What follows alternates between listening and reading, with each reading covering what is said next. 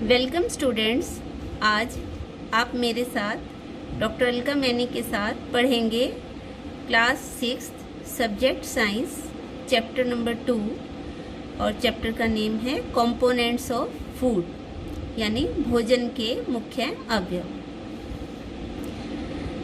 तो चलिए शुरू करते हैं। There are 7 essential components present in our food. हमारे भोजन में मुख्य 7 प्रकार के तत्व होते हैं। कौन कौन से हैं students? Carbohydrates, proteins, fats, minerals, vitamins, water and roughage. Roughage क्या होता है बच्चों? रेशेदार भोजन। Based on functions foods are of 3 types. भोजन के कार्यों के अनुसार हम भोजन को 3 प्रकार में बांट सकते हैं।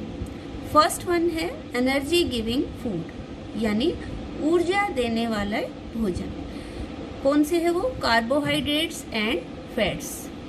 सेकंड, ग्रोथ प्रोमोटिंग और बॉडी बिल्डिंग फूड यानी जो शारीरिक वृद्धि करते हैं वो है प्रोटीन्स।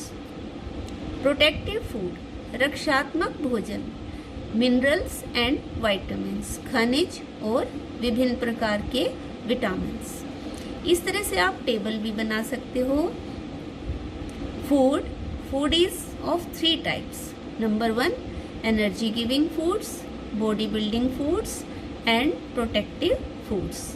अब हम 1 बाय 1 इनको पढ़ेंगे कि कार्बोहाइड्रेट्स और उसके सोर्स क्या है। कार्बोहाइड्रेट्स हमें क्या देता है और कार्बोहाइड्रेट से हमें किन किन चीज़ों को खाने से मिलता है। तो इस चैप्टर को पढ़ने के साथ साथ बच्चों आपने अपने फूड में भी ये सब चीज़ें अपनी डाइट में इंक्लूड करनी है। चलिए शुरू करें। Carbohydrates and their sources. Carbohydrate और उसके स्रोत। Carbohydrates are energy giving compounds. Carbohydrates ऐसा भोजन है जो हमें ऊर्जा देता है।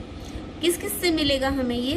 Potato, bread, rice, wheat, honey, sugar, jaggery. आलू खाने से, ब्रेड का मतलब बच्चों यहाँ चपाती। चपाती खाने से चावल, गेहूँ, शहद, चीनी और जगरी मीन्स गुड़। गुड़ खाने से भी हमें कार्बोहाइड्रेट्स मिलता है। Cellulose, starch, sucrose, glucose and fructose, these are important carbohydrates found in our food। ये कार्बोहाइड्रेट के ही टाइप्स हैं जो हमारे फूड में प्रेजेंट होती हैं। सेकंड है बच्चों proteins and their sources. Protein और उसके स्रोत। Proteins are required for growth and repairing of tissues in our body. Protein की आवश्यकता क्यों है बच्चों?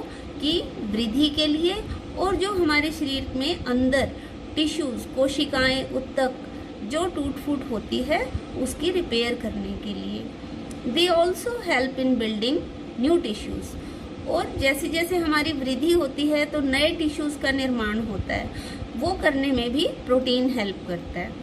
अब सोर्सेज क्या है प्रोटीन के? Fish, cheese, milk, meat and eggs are the main sources of protein obtained from animals। अब एनिमल से हमें ये सब चीज़ें मिलती हैं। फिश मछली, पनीर, दूध, मांस, अंडे ये प्रोटीन के मुख्य स्रोत हैं। वेजिटेबल से भी हमें प्रोटीन मिलता है बच्चों। Vegetable proteins can be obtained from legumes including pulses and beans. कि वेजिटेबल प्रोटीन हमें किससे मिलेगा? पादप प्रोटीन किससे मिलेगा? लेग्यूम्स। लेग्यूम्स क्या हैं? ये एक प्रकार के फलीदार पौधे जिसमें क्या क्या आ जाएंगी? सभी प्रकार की दालें, पल्सेस और बीन्स, फलीदार सब्जियां। फलीदार में जैसे आप मटर ले सकते हैं, चना ले सकते हैं। तो जो भी फलीदार चीज़ें हैं उनमें भी प्रोटीन होता है। तो बच्चों को दाल भी अधिक खानी चाहिए जिससे उनको प्रोटीन मिल सके। नेक्स्ट है students fats and their sources. वसा वसा और उसके स्रोत। Fats act as fuel in our body but provide more energy than carbohydrates.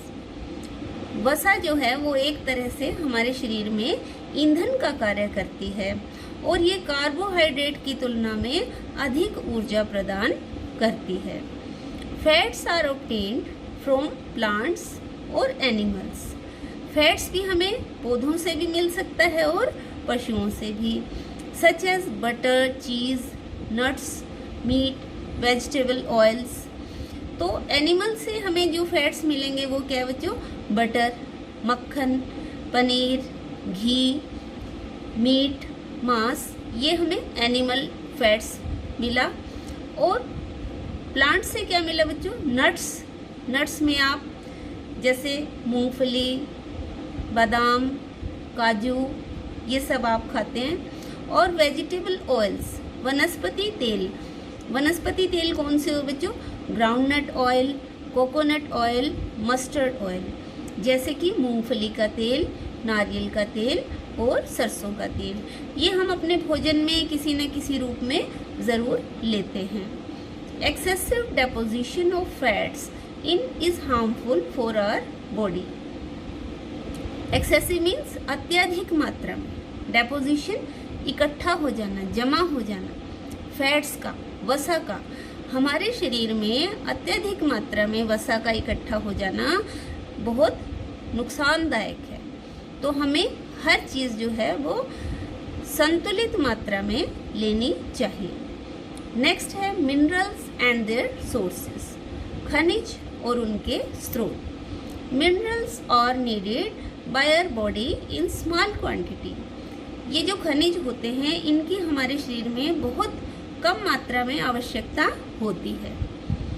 Each mineral is essential for proper growth of body and to maintain good health. हर एक प्रकार के खनिज हमारे शरीर की वृद्धि के लिए आवश्यक हैं और अच्छे स्वास्थ्य को बनाए रखने के लिए भी आवश्यक है। Some sources of minerals are, खनिज के कुछ स्रोत क्या क्या हैं बच्चों?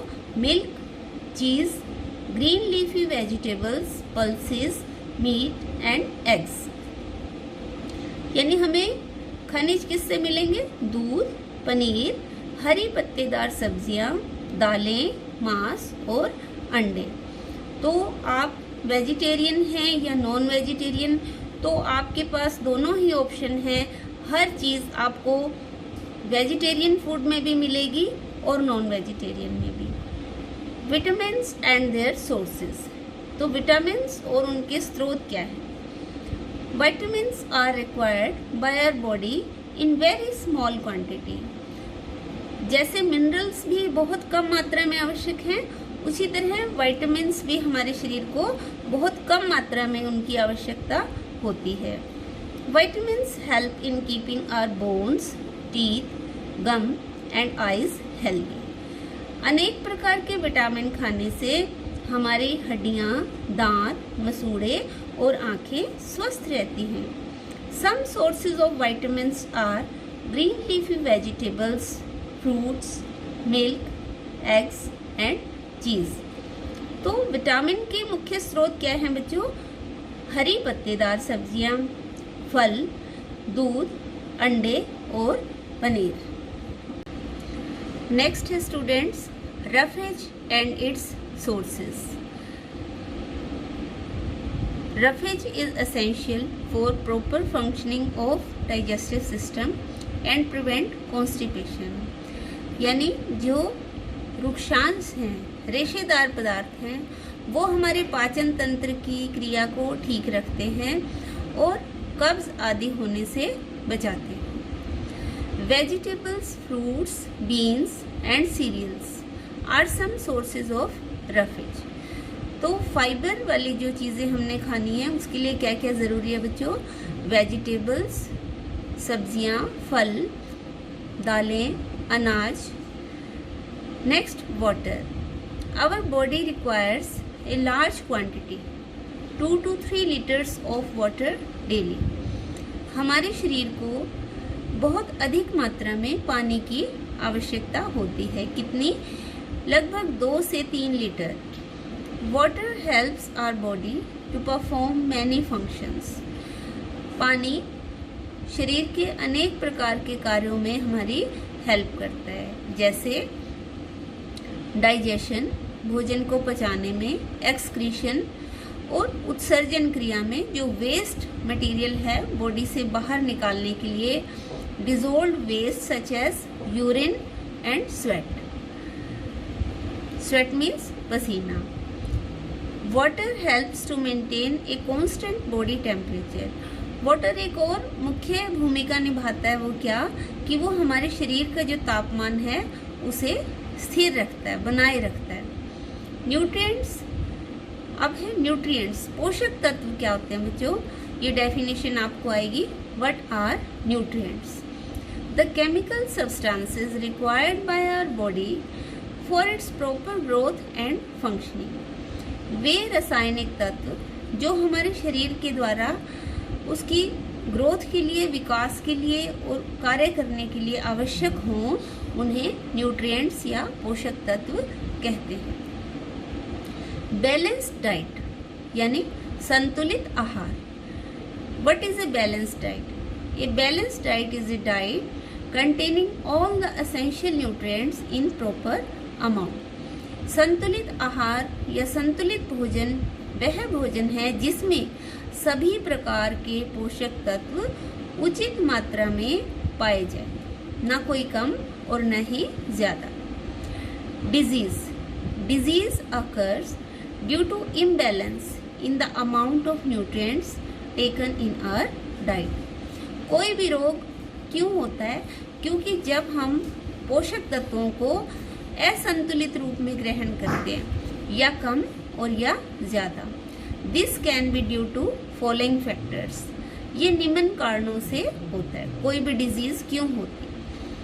किन कारणों से बच्चों? Number 1, intake of lesser nutrients than the required amount. यदि हम पोषक तत्वों को कम मात्रा में ग्रहण करते हैं, जितने की वो आवश्यक हैं हमारे शरीर के लिए, उससे कम मात्रा में लेंगे तो भी हम बीमार पड़ जाएंगे। Intake of excessive nutrients than the required amount. और यदि जितनी पोषक तत्वों की शरीर को आवश्यकता है उससे अधिक मात्रा में लेंगे तो भी हमें कोई ना कोई रोग हो जाएगा। Lack of some essential nutrients in our food. कई बार हम स्वाद के कारण कुछ जो आवश्यक चीजें हैं उनको नहीं खाते, अपने भोजन में शामिल नहीं करते। तो लैक मीन्स कमी होने के कारण, हमारे भोजन में पोषक तत्वों की कमी होने के कारण, जैसे आजकल बच्चे जंक फूड, पिज़्ज़ा, बर्गर ये सब चीज़ें खाते तो उनमें न्यूट्रिएंट्स की मात्रा कम होती है और टेस्ट ज़्यादा। तो टेस्ट की वजह से जो बच्चे खाते हैं और उसमें न्यूट्रिएंट्स की मात्रा कम हो, तो ऐसा फूड भी हमें नहीं खाना चाहिए। ओवर न्यूट्रिशन, अत्यधिक मात्रा में खाना, leads to obesity. Obesity means मोटापा। तो अधिक मात्रा में खाने से भी हमें क्या हो जाता है? मोटापा। Which causes problem. फिर मोटापा होने से और क्या क्या समस्याएं आएंगी? लाइक हार्ट डिजीज, हृदय संबंधी रोग, high blood pressure and diabetes, रक्तचाप का अधिक हो जाना या फिर मधुमेह का रोग हो जाना। अंडर न्यूट्रिशन, देखो ये था ओवर न्यूट्रिशन और अब है अंडर न्यूट्रिशन, यानी जो एक बैलेंस डाइट है उससे कम भोजन खाना। कुछ बच्चे कोई भी चीज नहीं खाते, खाने से मना करते हैं, तो उनको उचित मात्रा में पोषण नहीं मिल पाता। अंडर न्यूट्रिशन और lack of some essential nutrients, उनके भोजन में जो आवश्यक पोषक तत्व हैं उनकी कमी हो जाती है in the diet, causes deficiency disease. तो उनको कैसे रोग हो जाते हैं? कमी के कारण होने वाले रोग। Deficiency of carbohydrates lead to body weakness and loss of stamina. यदि हम अपने भोजन में कार्बोहाइड्रेट की मात्रा को कम कर देंगे तो हम कमज़ोर हो जाएंगे और हमारी कार्य क्षमता भी कम हो जाएगी। Deficiency of protein in our diet results in kwashiorkor and marasmus. और यदि हमारे भोजन में प्रोटीन की कमी होगी तो जो एडल्ट्स हैं उनमें क्वाशोरकर डिजीज हो जाती है और जो बच्चे हैं उनमें मेरास्मस। नेक्स्ट है protein energy malnutrition, short form में हम कहेंगे PEM। मेल न्यूट्रिशन मतलब कुपोषण is a term used to describe the diet which lacks protein and carbohydrate. ऐसा भोजन जिसमें प्रोटीन और कार्बोहाइड्रेट की मात्रा कम हो तो ऐसे भोजन को क्या कहते हैं? Protein energy mail nutrition. और इसके कारण अभी हमने ऊपर पढ़ा कौन सी डिजीज हो जाएंगी? Kwashiorkor and marasmus, results from PEM। Deficiency of vitamins and minerals causes several diseases. इसी प्रकार विटामिन्स और मिनरल्स की, खनिज की भी कमी होने पर अनेक प्रकार के रोग हो जाते हैं। थैंक यू बच्चों।